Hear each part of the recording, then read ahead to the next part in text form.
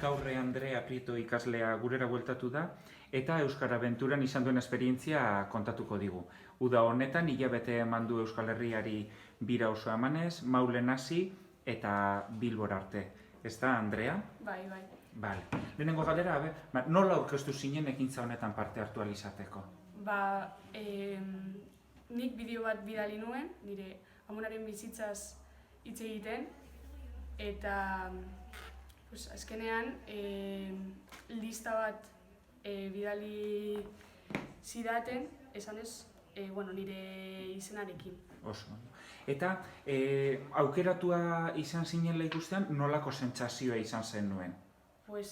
Posik geratu nintzen, baina nire ama posago. Zaian, zu izan zinen aukeratu bakarra, ez da? Bai. Beldurra izan zenuen zu bakarrik zindoa zela ikustean? Ez dakit zeratik, baina konfidantza neukan eta ez. Egun hauetan, hilabete horretan, euskara hutzean aritu zarete, ez da? Bai. Eta nolako sentsazioa izan duzue horrekin? Zieran, pixka bat hori beldurtuta igual, bai? Ez nituela ulertzen bestei, adibidez iparraldekoei ez nituen ulertzen, baina gero, igual, aste bat pasata, bai, bikain ulertuta.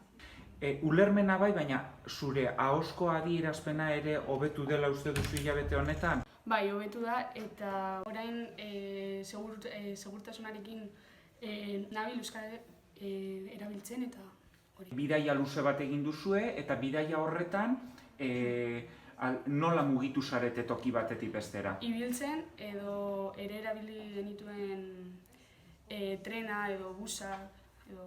Oso ondo. Eta egunean zehar, ibiltzeaz gain edo toki batetik bestera mugitzeaz gain, zelango ekintzak egiten zenituzten? Egunero soziolinguistika edukan, eta gero ere etorri ziren kirolariak edo abeslariak, euskarazkoak. Oso ondo. Bizi izan dituzun egun guzti horietan, zein egun izango litzateke garrantzitsu bezala gogoratuko zenukeena?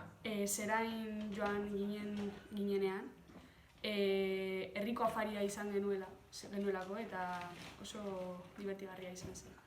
Oso ondo. Euskara ezagutzeaz gain, Euskal Herriko leku asko ezagutzeko aukera izan duzu, ez da? Bai. Horrekin pozik zaude? Bai, pila bat. Esperientzia ona izan da, datorren urtean laugarren mailakoek aurkezteko aukera izango dute, zer esango zeniek beraiei? Oso ondo pasatuko dutela.